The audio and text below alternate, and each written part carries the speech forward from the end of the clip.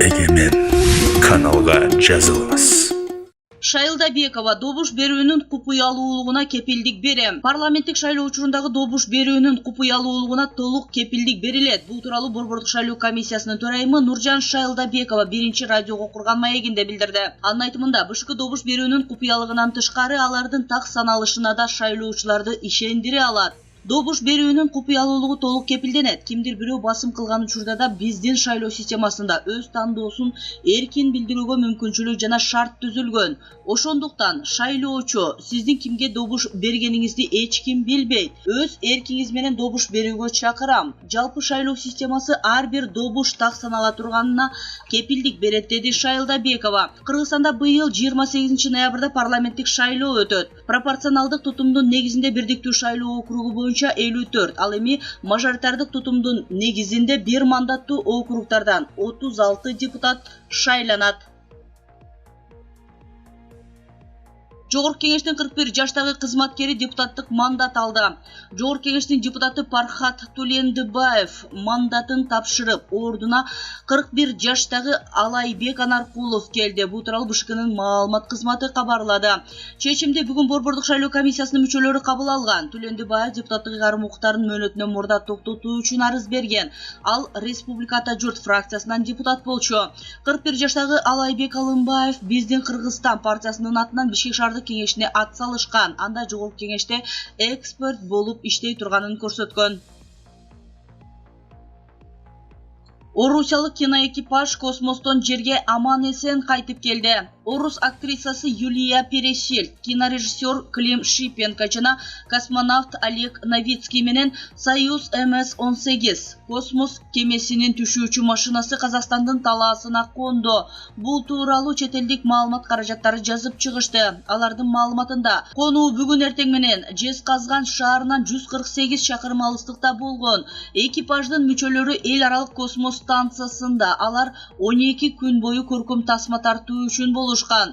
Люктардын герметикалык жактан ишенимдүүлүгүн текшерген соң Сокол КВ-2 авариялык куткаруучу скафандраларды кийип, экипаж МКСтен саат таңкы 04:14 бөлүнүп чыккан. Ал эми саат 6:42 кыймылдаткычты иштетип, орбитадан акырындык менен чыга баштады. Мындан соң Союз өзүнчө бөлүктөргө ажырап, анын кое берүүчү аппараты акырындык менен атмосферанын тыгыз катмарына кирди.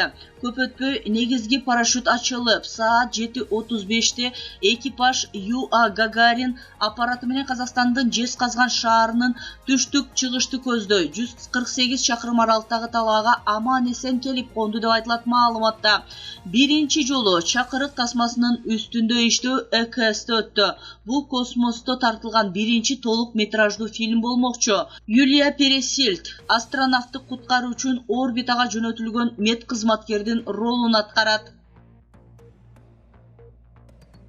Куткаруучулар суудан башка адамды издеп жатып, белгисиз сөөктү алып чыкты. ÖKMдин куткаруучулары мындан 7 күн мурда сууга түшүп кеткен адамды издеп жатып, Чоң Чуй каналынан башка адамдын сөөгүн таап чыкты. Бул туурасында ÖKMдин маалымат кызматынан кабарлашты. Издөө иштери учурунда суудан болжол менен 30-35 жаштагы эркек адамдын сөөгү Кантемиров көчөсүндө Чичикидан табылган. Табылган сөök изделип жаткан 35 жаштагы Сыты аттуу жарандык эмес экендиги аныкталды деп айтылат маалыматта. Куткаруучулар маркумдун сөөгүн суудан чыгарып, ИИМ кызматкерлерине өткөрүп беришкен. Алар Сытыны издөө иштерин бүгүн да улантканы айтылды. 3 тонна көмүрдү мыйзамсыз жол менен ташып бара жаткандар кармалды. Лейлек районунун Сада айылында 3 тонна көмүрдү мыйзамсыз жол менен ташып бара жаткан жарандар кармалды. Бул тууралуу маалыматты чек ара кызматынан билдиришти. Берилген маалыматка караганда Кыргызстандын АУЛН ЖК жана АБ аттуу жарандары Hyundai Porter унаасы менен болжол менен 3 тонна көмүрдү Тажикстандын аймагына суу жок канал аркылуу өткөрүп бара жаткан жеринен кармалды. Кармалган жүккө жана жарандарга карата тиешелүү кагаздар толтурулуп, компоненттүү органдарга өткөрүлүп берилди. Екатеринбургда 18 адам жасалма аракка ууланып каза болду. Орусиянын Екатеринбург шаарында кеминде 18 адам уулуу метил спирти бар жасалма аракка ууланып каза болду. Бул маалыматты тергөө комитети тастыктаганын Свобода радиосу 16 октябрда кабарлады. Тергөөнүн маалыматы боюнча уулуу спирт 2021 жылдын 7 октябрынан 14 октябрына чейин сатылган. Шектүү 2 жаран кармалып кылмыш иши козголду.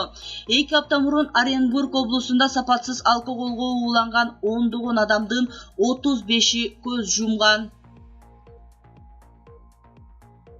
Орусияда bir күндө коронавирустан өлгөндөр биринчи жолу 1000ден ашты. Орусияда акыркы bir суткада коронавирус инфекциясынан 1002 адам көз жумду. Бул пандемия башталгандан берки эң жогорку көрсөткүч. Bir күн мурда өлгөндөр 999 адам болгон. Пандемия башталгандан бери каза тапкандардын жалпы расмий саны 222.315 адамга жетти. Көз карандысыз демографтар Орусияда коронавирустан өлгөндөр расмий сандан 3 эсе көп болушу мүмкүн экенин айтып келет.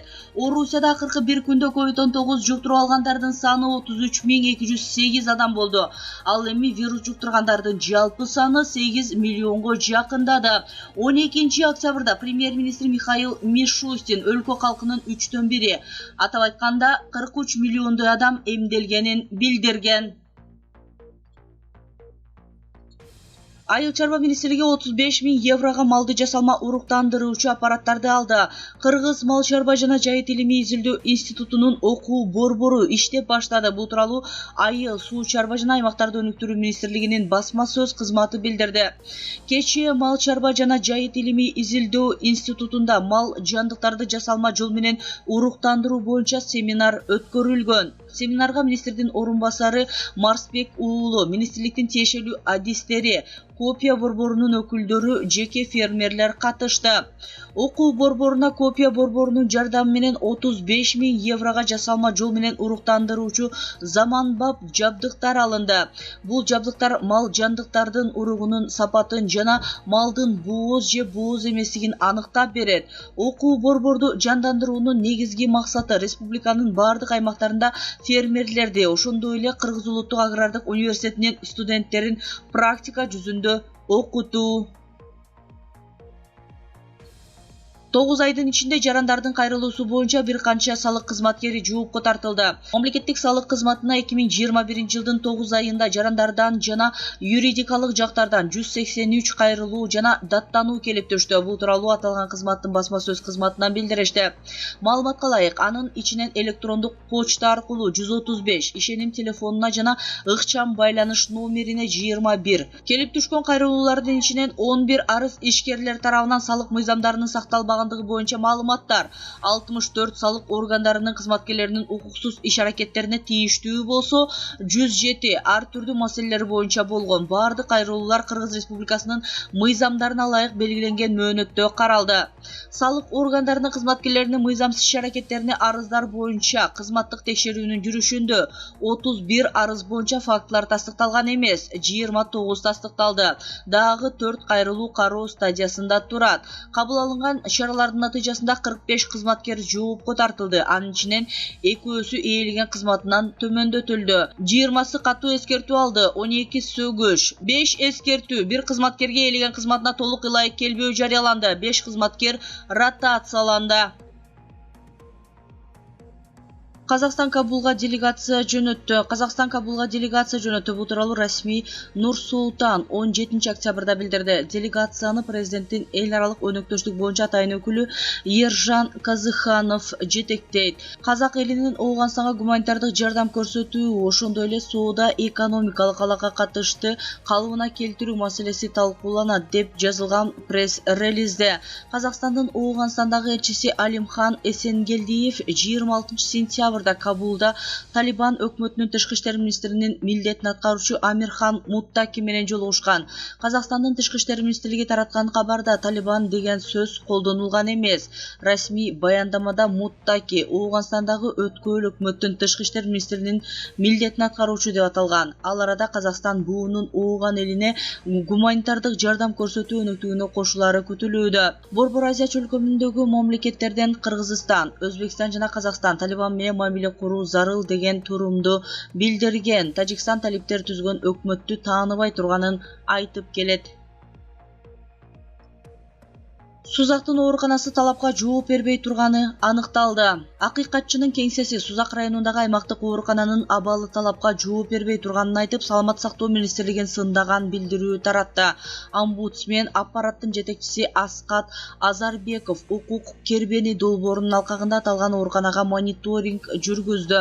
Оорукана санитардык ченемдерге жана калктын саламаттыгынын коопсуздугун камсыздоо талаптарына таптакыр жооп бербейт деп жазылган билдирүүдө. Бейтапканада 4 кишилик палаталарда 6дан адам жатканы, ажыаткана маселеси көйгөйлүү экени, шыптар көгөрүп, дубалдардын сыры көчүп кеткени, жаан жааганда чатырынан суу тамчылап турары, терезелерден шамал кирип, жуунуучу жайы да иштебей калганы аныкталган. Оорукананын жетекчилиги көйгөйдү чечүүгө аракет кылып келатканын, бирок абалды жакшыртуу мүмкүн болбой жатканын билдирген. Андан сырткары, мамлекет тараптан бейтаптарга акысыз берилчү дары-дармектер сатылып жатканы аныкталган. Саламат сактоо министрлиги омбудсмен кеңсесинин бул билдирүүсүнө азырынча комментарий бере элек. Сузак району Кыргызстанда калкы эң көп аймактардын бири.